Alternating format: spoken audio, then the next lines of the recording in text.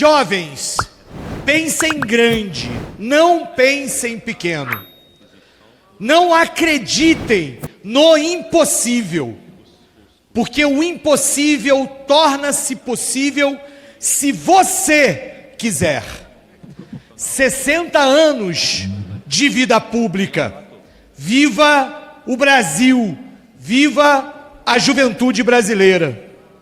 Assim terminava Plínio de Arruda Sampaio seu discurso de encerramento no debate presidencial da principal emissora de TV brasileira, quando foi candidato em 2010. Hoje, nós lembramos que Plínio de Arruda Sampaio nos deixou em 2014, Glauber. Plínio fez aquela campanha, uma campanha do meu partido, do Partido Socialismo e Liberdade, cativando a juventude brasileira a sonhar grande, a pegar aquilo que se parecia impossível e dizer: é possível se você quiser. E era a coroação, sim, de 60 anos de vida pública, honrada e coerente. Plínio de Arruda Sampaio foi deputado em 1962, no governo João Goulart, eleito então pela democracia cristã. Depois, em 88, fez parte da Assembleia Nacional Constituinte, da Comissão de Redação da Constituinte, inclusive como observador vinculado à CNBB, e aquele momento em que a Igreja Católica olhava para a Constituição brasileira. Plínio de Arruda Sampaio, que nunca deixou de defender a reforma agrária, estava lá como relator no governo João Goulart, do projeto de reforma agrária, das reformas de base do João Goulart. Participou ativamente de vários governos em São Paulo e disputou várias eleições. Plínio nos deixou esse tempo, mas deixou esse legado de uma coerência de vida, de quem entrou para a vida pública por um conjunto de ideais, que nunca se negou a dialogar com todos os setores, sem perder a radicalidade de quem acreditava num mundo estruturalmente diferente, de quem acreditava sim na revolução, na possibilidade de superação do capitalismo, a partir da construção de uma hegemonia, a partir da construção de um projeto que cativasse e convencesse a população brasileira. E mesmo que em 2014, distante daquilo que seus sonhos fizessem, ainda assim ele seguia dizendo de que era preciso que o legado da luta, do sonho, da utopia que te faz caminhar de um Brasil justo e fraterno, ainda que esse sonho tivesse distante, era preciso continuar a caminhar em busca desse sonho. Eu, que em 2014 disputei minha primeira eleição como candidato a governador do Rio de Janeiro, e hoje, no mesmo 8 de julho, naquelas lembranças que aparecem das redes sociais, lá aparecia uma foto caminhando, na caminhada inicial daquela campanha, que ninguém acreditava que ia levar em lugar nenhum, contra 4 grandes medalhões da política fluminense. A gente levou o legado de Plínio de Arruda Sampaio à frente, e espero que o nosso partido, Glauber, Sâmia, que estão aqui, continue a honrar a memória de Plínio de Arruda Sampaio. Plínio, presente. Obrigado, deputado Tarcísio. Deputado Tadeu, não foi liberado o tempo de liderança. Dou 1 minuto a Vossa Excelência. O senhor usará depois. Por favor, para aparecer, deputado Kim. Deputado Kim, para aparecer.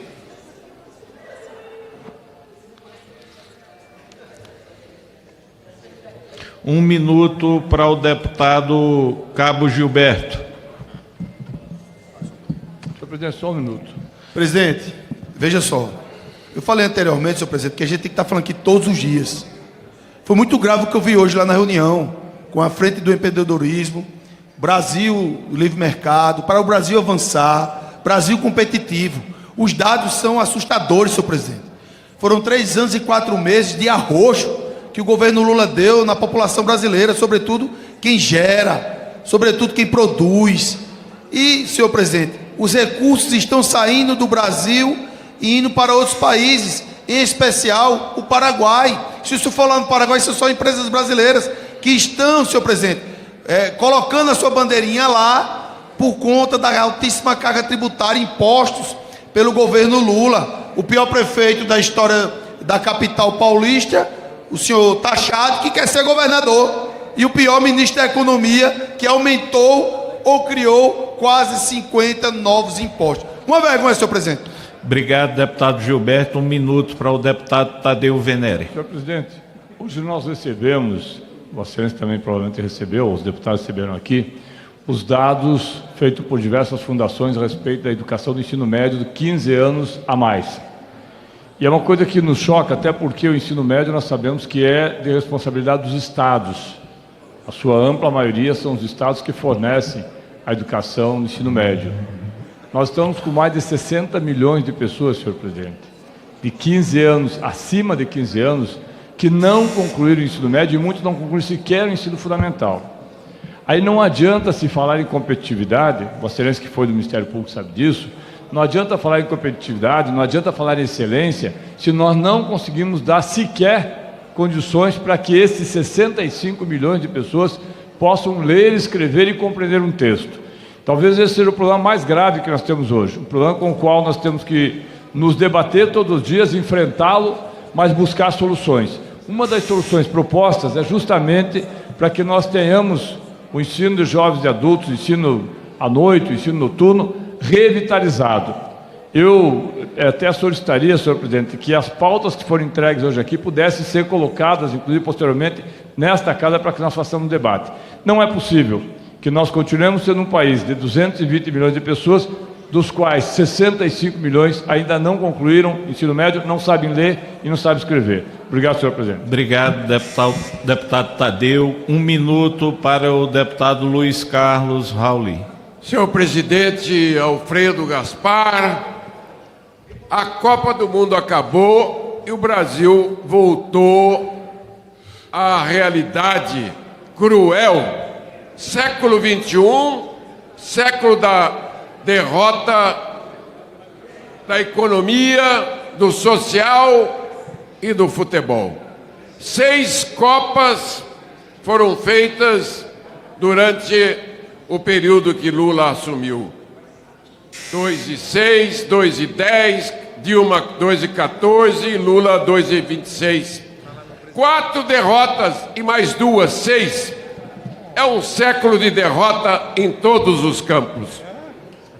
Antes 5 grandes vitórias, com Juscelino, com João Goulart, com Médici, com Itamar e com Fernando Henrique Cardoso. Acabei de apresentar projeto de lei, presidente, solicito a permissão, Vossa Excelência, para proibir jogadores de futebol que jogam no exterior e técnicos. Chega, basta dessas estrelas que vêm para a Copa do Mundo como vestais e chegam na Copa, fazem o Brasil passar vergonha. Uma nação inteira, 212 milhões de pessoas, na esperança de 11 jogadores de chuteira. É uma vergonha. E eu reputo esse baixo astral, ao baixo astral do povo brasileiro, desse governo infeliz, desse governo que, ao invés de estimular a Copa do Mundo, começou a fazer piada grosseira, porque eu acho que o atual presidente já perdeu o rumo. É o que eu tenho a dizer, presidente. Vamos votar uma lei para que futebol seja por jogadores brasileiros que joguem em equipe brasileira com técnico brasileiro.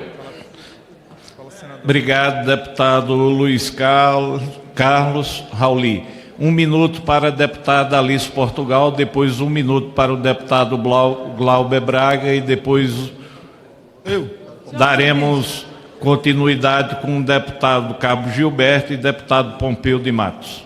É para dar conhecimento a essa casa que hoje pela manhã realizamos 2 sessões solenes da minha autoria, em conjunto com a deputada Lídice da Mata, onde fizemos a rememoração dos 203 anos do 2 de julho, independência do Brasil na Bahia, onde tropas populares enfrentaram a invasão portuguesa persistente nas ruas de Salvador e ali conseguimos derrotar o jugo português sobre o Brasil. É um momento importante.